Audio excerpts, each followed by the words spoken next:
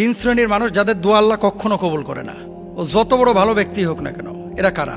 Be careful, ওই ক্যাটাগরিতে আপনি পড়েছেন কিনা একটু মিলে আনেন তো। নবীজি সাল্লাল্লাহু আলাইহি ওয়াসাল্লামের 1 নম্বর হাদিস, আল্লাহর হাবিব সাল্লাল্লাহু আলাইহি ওয়াসাল্লাম বলছেন, উদউল্লাহ ওয়া আনতুম মুকিনুনা বিল ইজাবাতি ওয়া আলামু আন্নাল্লাহা লা ইস্তাজিবু দুআআম মিন কলবিন গাফিলিন লাহিন।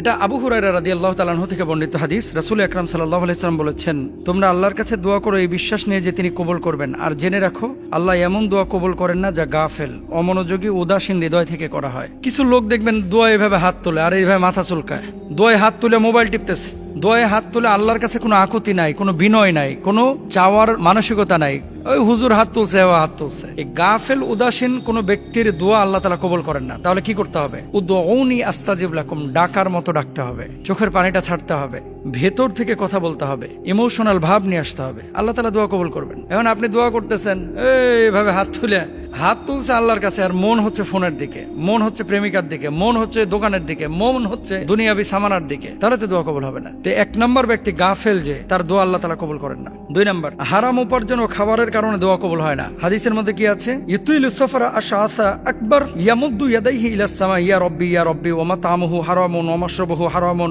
ওয়া গুদিয়া বিল হারাম ফাআন্না ইউস্তাজাবু লিযালিক। নবীজি বলেছেন যে এক ব্যক্তি যে খায় হারাম, পরে হারাম, যার শরীরটা হারাম দ্বারা গঠিত, দীর্ঘ সফরে ক্লান্ত অবস্থায় আকাশের দিকে হাত তুলে বলে, হে আমার রব, হে আমার রব, আপনি আমার দোয়া কবুল করেন, অথচ বেটা খায় হারাম, পরে হারাম, শরীর গঠন করেছে হারাম, এর দোয়াকে আল্লাহ কবুল করবেন না। তাহলে যারা হারামখোর, ঘুষখোর, সুদখোর, শরীরটা, রক্তটা, গোশতটা যার হারাম দিয়ে গঠিত, আল্লাহ তাআলা তার দোয়া কবুল করবেন না। এটা হচ্ছে 2 নম্বর। তাহলে দোয়া কবুলের জন্য প্রথম শর্ত হচ্ছে কি?